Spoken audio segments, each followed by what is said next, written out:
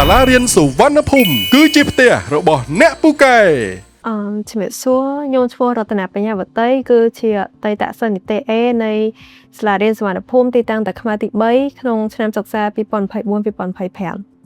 ដោយសារខ្ញុំគឺជាសិស្សក្នុងថ្នាក់វិទ្យាសាស្ត្រចឹងវាមានមុខវិជ្ជាចំនួន4ដែលទាមទារឲ្យយើងដោះស្រាយទៅលើលំហាត់ដូចជាមានគណិតរូបគីមីជីវៈចឹងខ្ញុំព្យាយាមដាក់គោលដៅខ្លួនឯងថាត្រូវធ្វើលំហាត់ឲ្យបានជារៀងរាល់ថ្ងៃ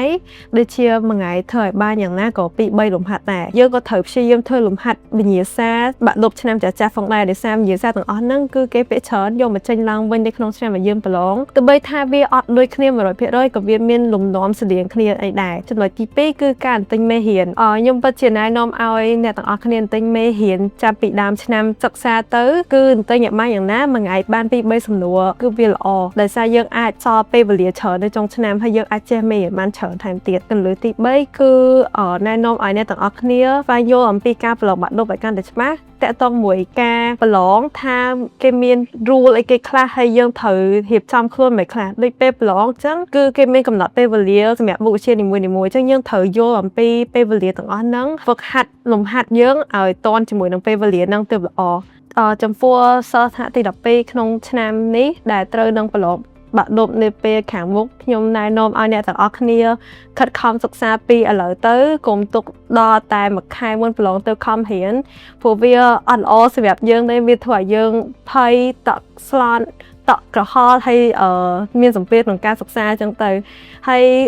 ណាមួយទៀតកុំខំរៀនដល់យប់ជ្រៅពេកដោយសារវាធ្វើឲ្យសុខភាពយើងអត់ល្អទេបន្ទាប់មកនៅចុងឆ្នាំសិក្សាថ្នាក់ទី12ហ្នឹងគឺជិតដល់ពេលប្រឡងបាក់ឌុបសាលារៀនសុវណ្ណភូមិក៏នឹងទម្លាក់ពីឱកាសអាហារូបករណ៍ដែលជាអាហារូបករណ៍របស់ដៃគូសាលាមានទាំងសាកលវិទ្យាល័យក្នុងស្រុកនិងក្រៅស្រុកជាច្រើនយើងអាចមើលទៅលើព័ត៌មានអាហារូបករណ៍ទាំងអស់ហ្នឹងស្វែងយល់ពីសាកលវិទ្យាល័យដែលយើងចង់សិក្សាមិនថាសាកលវិទ្យាល័យក្នុងស្រុកឬក៏ក្រៅស្រុកទេយើងត្រូវ apply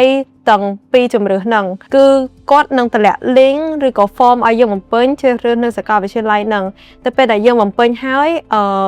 លទ្ធផលនឹងចេញមកក្រោយពេលដែលយើងទទួលបានលទ្ធផលប្រឡងបាក់ឌុប